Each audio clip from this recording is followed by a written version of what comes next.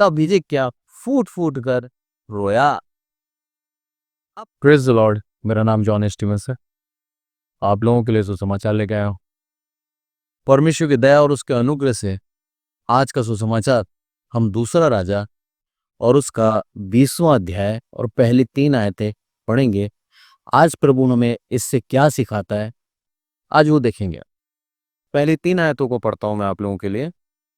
उन दिनों में हिजकिय्याह ऐसा रोगी हुआ कि मरने पर था, और आमोस के पुत्र यशायाह भविष्यवक्ता ने उसके पास जाकर कहा, यहोवा यूं कहता है कि अपने घराने के विषय जो आज्ञा देनी हो वह दे, क्योंकि तू नहीं बचेगा, मर जाएगा।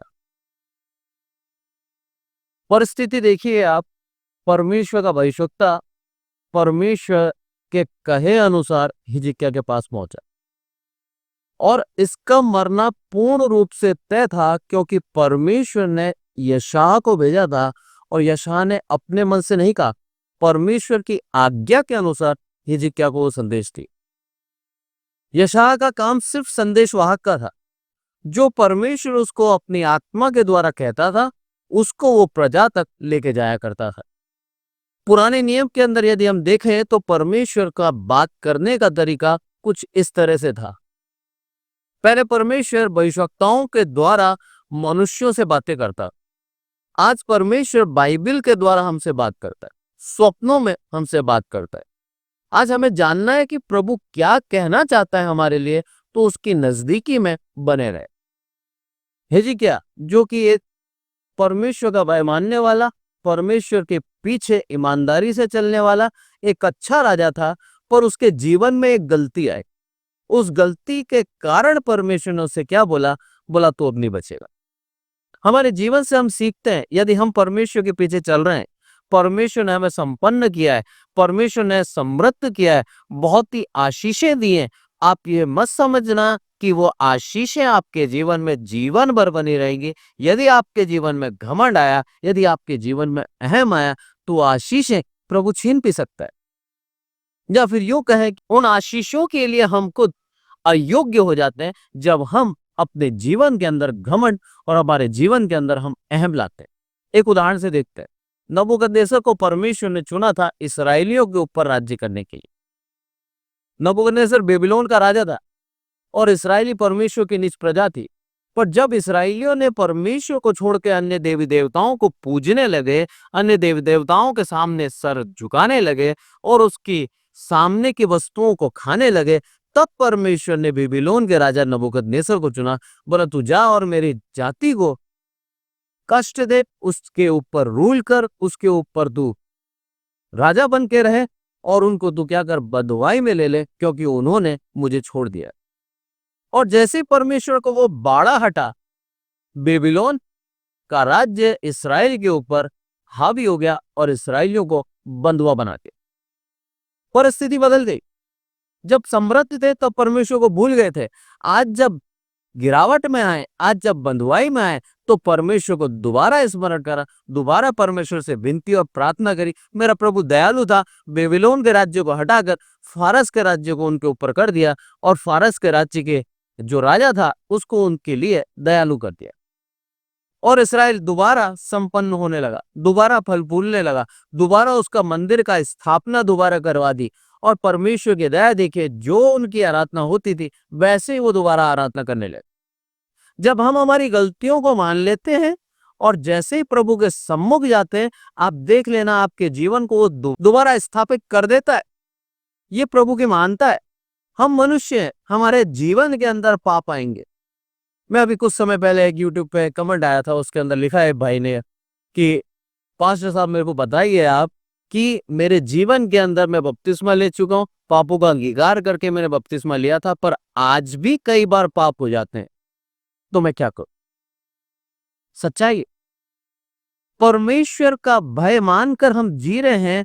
शैतान आपके जीवन के अंदर ऐसा पल लाएगा जब आप टेम्पटेशन में आ जाओगे, परीक्षा में आ जाओगे, और कई बार हम उस परीक्षा के अंदर विफल हो जाते हैं, फेल हो जाते हैं, हम पाप कर देते हैं। हमारी बुरी युक्ति, बुरी सोच वो पाप है जिससे हमें बचना है। हो जाता है जीवन के अंदर पाप, पर प्रयास ये करें कि प्रभु की संगति में बने रहें। जितना हम प्रभु की संगति में रहेंगे, आप जान लीजिए आप पाप से बचे रहेंगे, दूर रहेंगे। दाऊद राजा के जीवन के अंदर भी पाप आए। उसने भी, जब उसकी आयु थी 60 से 65 साल की उम्र की आयु, जब वृद्धावस्था आ जाती है, उस समय उसने पाप किया। तो पाप हर किसी के जीवन में आया है। बाइबल के अंदर ऐसा कोई व्यक्ति नहीं है जो निष्पाप रहा हो, सिर्फ प्रभु यीशु मसीह को छोड़कर। अगर इस देह के अंदर किसी ने पाप नहीं किया है तो वो है प्रभु यीशु मसीह। उसके अलावा हर एक व्यक्ति ने पाप किया है। यहाँ पर हिजकिय्याह जो पूर्ण रूप से अपने परमेश्वर को सम्मुख रखकर, उसको सामने रखकर अपने जीवन को जी रहा था, इसके जीवन में भी पाप आया। यदि हम इतिहास देखें, और इतिहास, दूसरा इतिहास 32 और 24 से लेके 26, यहाँ पर क्या लिखा है? उन दिनों हिजकिय्याह ऐसा रोगी हुआ कि मरने पर था। तब उसने यहोवा से प्रार्थना की और उसने उससे बातें करके उसके लिए एक चिन्ह दिया। परंतु हिजकिय्याह ने उस उपकार का बदला न दिया, क्योंकि उसका मन फूल उठा था। इस कारण उसका कोप उस पर और यहूदा और यरूशलेम पर भड़का। तब हिजकिय्याह यरूशलेम के निवासियों समेत अपने मन के फूलने के कारण दीन हो गया। इसलिए यहोवा का क्रोध उन पर हिजकिय्याह के दिनों में न भड़का। क्या कारण था? उसका मन फूल उठा।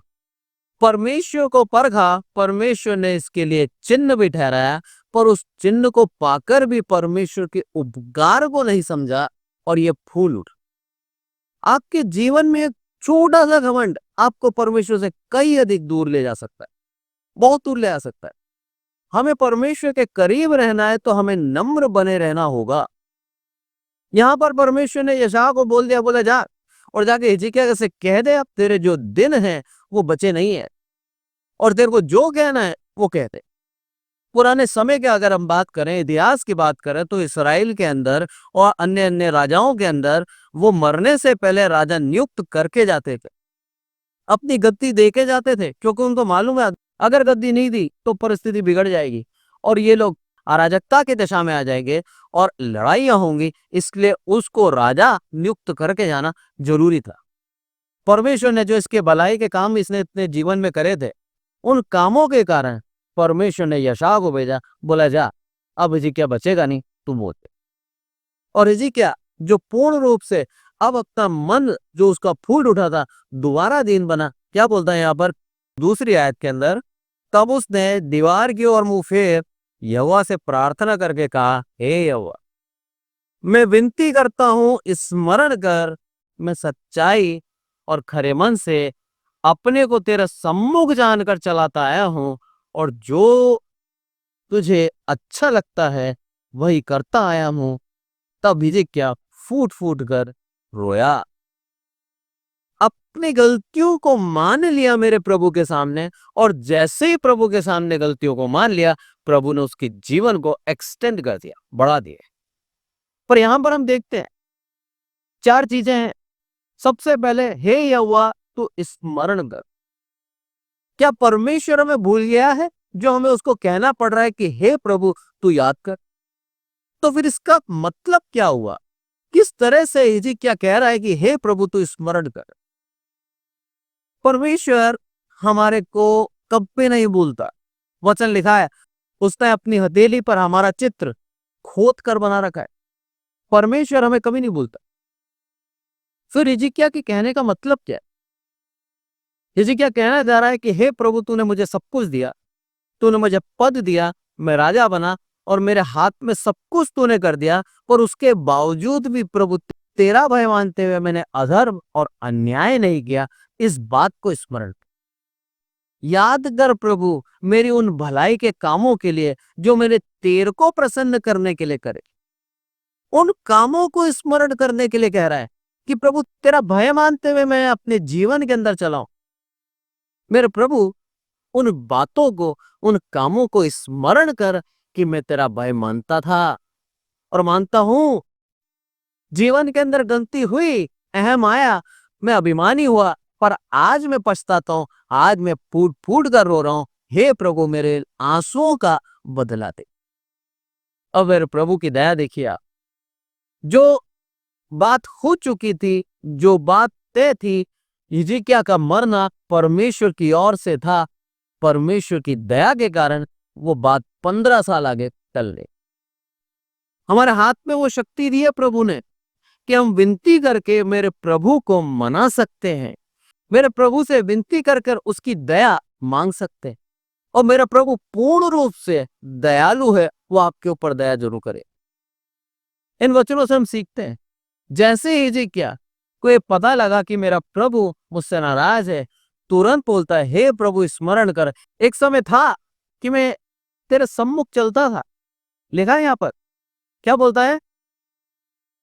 मैं विनती करता हूं, स्मरण कर कि मैं सच्चाई और खरे मन से अपने को तेरे सम्मुख जानकर चलता आया हूं। याद कर प्रभु कि मैं क्या कर रहा हूं, खरे मन से और सच्चाई के साथ तेरे साथ चलता आया हूं। आज हमें प्रभु के साथ चलना है, प्रभु के आगे नहीं भागना, प्रभु के पीछे नहीं रहना, प्रभु के साथ चलना है। ये चीज सीखनी बहुत जरूरी है। कई बार हम प्रभु को पीछे करके प्रभु के आगे आ जाते हैं और सारी महिमा खुद ले लेते हैं, वो भी गलत। मेरे प्रभु की आदर महिमा मेरे प्रभु को ही दें। एक मनुष्य परमेश्वर की आदर महिमा क्यों लेने पाए?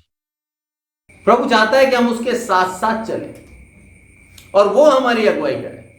उदाहरण से बताता हूं मैं आपको, मिस्र से जब निकले थे सारे के सारे इस्राएली, लगभग 20 लाख होंगे, वो सारे के सारे इस्राएलियों के साथ साथ चलता था प्रभु। उसका चिन्ह था बादल का खंभा और आग का खंभा। प्रभु ने उनको छोड़ा नहीं कभी भी, साथ साथ 40 साल उनके साथ चलता रहा। उनको प्रतिदिन की आवश्यकताएं प्रतिदिन देता था, प्रतिदिन उनको खाना खिलाता था, प्रतिदिन उनकी आवश्यकताओं को पूर्ण करता था। परमेश्वर के ऊपर उसके बावजूद भी बार बार उन्होंने क्या करा, संदेह किया। जब पानी नहीं मिला तो वो चिल्लाने लगे, प्रभु ने चट्टान में से पानी दिया। जब पानी खारा था फिर चिल्लाने लगे, फिर परमेश्वर ने उस पानी को मीठा कर दिया, फिर पानी पीने लगे। मतलब हर एक बार परमेश्वर के ऊपर कुड़कुड़ाना इस्राएलियों का एक स्वभाव बन गया था। पर आज हम उनके ऊपर दोष ना लगाएं, अपने जीवन को जांचें। क्या हम भी प्रभु के ऊपर ऐसे ही दोष लगा के चल रहे हैं? क्या हम भी जब सब कुछ पा लेते हैं हिजकिय्याह के समान गर्व में आ जाते हैं और प्रभु को भूल जाते हैं? बोले प्रभु की दया देखिए, आपके लिए आदेश नहीं निकाला अभी तक कि तू जीवित नहीं रहेगा। उसकी दया है वो। प्रभु चाहता है कि पूर्ण रूप से हम बदल कर वापस प्रभु के अनुग्रह में आ जाएं, क्योंकि प्रभु के अनुग्रह में ही जीवन है, उसके बाहर हम जी नहीं सकते। इसलिए प्रभु के अनुग्रह में बने रहें। उसके अनुग्रह में बने रहने के लिए हमें पवित्र और निर्दोष होना बहुत जरूरी है। कुड़कुड़ाए ना, जो दिया है प्रभु ने संतोष करें, जो मिला है प्रभु की ओर से धन्यवाद दें। जब हम ऐसा जीवन जीते हैं मेरा प्रभु आनंदित होता है, प्रभु आपसे प्यार करता है। इसलिए उन उदाहरणों के द्वारा हमें समझाता है, सिखाता है कि हम उसके करीब बने रहें। हिजकिय्याह रोया और रो रो के मांगा, और जैसे ही प्रभु से मांगा प्रभु ने उसको जीवन दान दे दिया। आज हमें भी हमारी आवश्यकताओं के लिए प्रभु के सामने घुटने टेकने, मांगना है उससे। मेरा प्रभु बहुत प्यार करता है हमसे, पर क्या हम उसके सम्मुख जानकर उसको क्या मन की खराई से और सच्चे मन से आज तक चलते आ रहे हैं? अपने जीवन को जांचें आप। आगे लिखा है, क्या बोलता है वो? मैं चलता आया हूं और जो तुझे अच्छा लगता है वही करता आया हूं। ये दो चीजें आपके जीवन में होना बहुत जरूरी है। पहले परमेश्वर के सम्मुख जानकर सच्चे मन और खराई से चलना है, और दूसरा क्या बोला उसने? जो तुझे अच्छा लगता है वही करता आया। जब हम ऐसा करेंगे तब मेरे प्रभु से हम मांग सकते हैं। जब हम ऐसा करते हैं तब मेरा प्रभु हमें स्मरण करता है हमारे उन कामों को जो हमने उसके लिए किए। परमेश्वर हमसे बहुत प्यार करता है। वो नहीं चाहता कि हम पाप करें और हम दंड पाएं, वो चाहता है हम उसके अंदर बने रहें और आशीष पाएं। एक और आयत देखते हैं, भजन संहिता 26 और उसका 11वीं आयत। उसके अंदर क्या लिखा है? परंतु मैं तो खराई से चलता रहूंगा, तू मुझे छुड़ा ले और मुझ पर अनुग्रह कर। दाऊद का भजन है। दाऊद राजा भी पूर्ण रूप से बोलता है परमेश्वर से, हे प्रभु मैं खराई से चलता रहूंगा, कंटिन्यूस और निरंतर करता था, करता हूं, करता रहूंगा। ये चीज सिखाना चाह रहा है दाऊद बोला मैं वही करता रहूंगा, इसीलिए तू क्या कर, मुझे छुड़ा ले। और आगे बोलता है, मुझ पर अनुग्रह कर, मेरे पांव चौरस स्थान पे स्थिर कर, और सभाओं में मैं यहोवा को धन्य कहा करूंगा। बोले प्रभु तू मुझे क्या कर दे, चौरस स्थान पे, चौकोर स्थान पे, जहां पर बिल्डिंग बनाई जाती है, उस जगह पे तू क्या कर, मुझे स्थिर कर दे, ताकि मैं क्या कर सकूं, मैं तेरा नाम का धन्यवाद सब जगह कर सकूं। यह है सच्चाई और खराई से चलने का प्रतिफल। हिजकिय्याह ने वहां पर क्या करा, दुहाई दी प्रभु से कि हे प्रभु, एक समय था मेरा मन जब फूला नहीं था, मैं खराई से चलता आया हूं, और मेरे प्रभु ने उसके ऊपर दया करी, उसको 15 साल का जीवन दिया। आज हम भी जब परमेश्वर की उस खराई के अनुसार, उस सच्चाई के अनुसार अपने जीवन को चलाएंगे, आप जान लीजिए आपके ऊपर उसकी दया होगी। दाऊद राजा भी यहां बोलता है, बोला अभी तक करता आया हूं, आगे भी करता रहूंगा, और तू मुझे स्थिर कर ताकि मैं तेरा धन्यवाद करूं। आज प्रभु का धन्यवाद करने का मौका है। प्रभु चाहता है आज हम उसका धन्यवाद करें। प्रभु चाहता है कि आज हम खराई से और सच्चाई से उसके पीछे चलते रहे। जिस तरह से दाऊद को उसने स्थिर कर दिया, उसी तरह हमें भी वो स्थिर कर देगा। जिस तरह हिजकिय्याह के ऊपर उसने दया करी और 15 साल दे दिया उसके जीवन के अंदर, जिसकी मृत्यु की घोषणा हो चुकी थी प्रभु की ओर से, उसके ऊपर भी उसने 15 साल दया कर दी, आज हमारे ऊपर भी वो दया करेगा। ये चीज बताती है कि यदि हम खराई से चलते हैं और प्रभु के पीछे ईमानदारी से अपने जीवन को, अपने जीवन की अभिलाषाओं को त्यागते हुए, पापों को त्यागते हुए, गलत कामों को त्यागते हुए प्रभु को प्रसन्न करने के लिए अपने जीवन को जी रहे हैं, आप जान लीजिए आप खराई से जीवन जी रहे हैं और आप परमेश्वर आपसे प्रसन्न है, और मेरा प्रभु आपको हर विपत्ति से बचा लेगा, हर परेशानी से आपको छुड़ा लेगा, क्योंकि मेरे प्रभु की वो शक्ति और ताकत है। दूसरा शमूएल निकालें आप, दूसरा शमूएल और उसके अंदर, दूसरा शमूएल उसका 15 और उसका 30 पढ़ता हूं। उसके अंदर क्या लिखा है, तब दाऊद जैतून के पहाड़ की चढ़ाई पर सिर ढाके नंगे पांव रोता हुआ चढ़ने लगा, और जितने लोग उसके संग थे वह भी सिर ढाके रोते हुए चढ़ गए। परिस्थिति क्या है, दाऊद का पुत्र अबशालोम दाऊद के विरोध में राजद्रोह की गोष्ठी कर दी, और दाऊद को अपना यरूशलेम और अपना राजभवन छोड़कर भागना पड़ा। यहां पर दाऊद अपने लिए नहीं रो रहा है, मेरा सब कुछ छिन गया और अबशालोम ने राजद्रोह की गोष्ठी कर दी, इसलिए नहीं रो रहा है। वो इसलिए रो रहा है क्योंकि उसको मालूम था परमेश्वर ने दाऊद को उस राज्य गद्दी के ऊपर नियुक्त करा, परमेश्वर दाऊद के संग है, उसको मालूम था। और इसी कारण से वो वाचा का संदूक दाऊद अपने साथ लेके नहीं गया, वहीं रखा था। उसको मालूम था मेरे प्रभु ने जो वाचा करी है मुझसे कि तुझे इस्राएल के ऊपर मैं राजगद्दी के ऊपर बिठाऊंगा, और बिठा दिया, और मैं तेरी रक्षा करूंगा, मैं तेरे संग रहूंगा, उस वादे के ऊपर दाऊद को पूर्ण विश्वास था। दाऊद रो किस ले रहा था, दाऊद अबशालोम की गलती पे रो रहा था कि इस बच्चे ने जल्दबाजी कर दी, इस बच्चे ने राजद्रोह कर दिया, परमेश्वर की योजना के विरुद्ध ये चला गया। उसको मालूम था परमेश्वर के खिलाफ जाना अपनी मृत्यु को पाना है, परमेश्वर के खिलाफ जाना अपनी मृत्यु की तरफ बढ़ना है। राजा दाऊद को पूर्ण रूप से मालूम था, इसलिए दाऊद सिर ढाक के नंगे पार विलाप करता हुआ जैतून पहाड़ी में चला गया। सिर ढाक दिया था उसने, और सारे के सारे जितने भी लोग थे उन्होंने भी करा। ये दो चीज को दर्शाता है कि हे प्रभु, यदि मेरे जीवन के अंदर कोई पाप और गलती है तो क्षमा कर। ये क्षमा और पश्चाताप की एक अवस्था है जो दाऊद ने वहां करी, साथ में रोता हुआ गया कि हे प्रभु, तेरी योजना मेरे जीवन में पूरी। जब आगे हम पढ़ते हैं उसके अंदर लिखा है, जब दोनों का युद्ध हुआ, राजा की सेना और अबशालोम की सेना, परमेश्वर ने अबशालोम की सेना को खत्म कर दिया और अबशालोम मर गया। राजा दाऊद रोने लगा कि मेरा पुत्र मर गया। राजा दाऊद को मालूम था कि उसका पुत्र उसके सामने टिक नहीं सकता, क्योंकि परमेश्वर का हाथ दाऊद के साथ था। जब हम पूर्ण समर्पण के साथ प्रभु के पास आते हैं, पूर्ण खराई के साथ प्रभु के साथ चलते हैं और प्रभु की अगुवाई के अंदर चलते हैं, आप जान लीजिए आपके जीवन में ऐसे पल आएंगे जब आपका सब कुछ छिन जाएगा, पर आप जान लीजिए प्रभु आपके साथ है। आपको खराई नहीं छोड़ दी, आपको प्रभु के खिलाफ बड़बड़ाना नहीं है, आपको प्रभु के विरुद्ध जबान नहीं खोलनी है, आपको सिर्फ धन्यवाद देना है कि मेरा प्रभु तू अभी भी मेरे संग है। मेरे जीवन के अंदर आशीषें हो या ना हो, मेरे जीवन के अंदर अच्छा पद हो या ना हो, मैं बहुत ही अच्छा उत्तम जीवन जी रहा हूं या मामूली साधारण जीवन जी रहा हूं, मेरी प्लेट में खाना है या नहीं है, हे प्रभु तू महान था और महान है और महान रहेगा और तू मेरे संग है। इस विश्वास के साथ आप प्रभु के पीछे पीछे चले। मैं आपको गारंटी देता हूं, आपके जीवन के अंदर आपकी खराई के कारण वो परिस्थितियों को बदल देगा। इतनी शक्ति और सामर्थ्य है मेरे प्रभु में।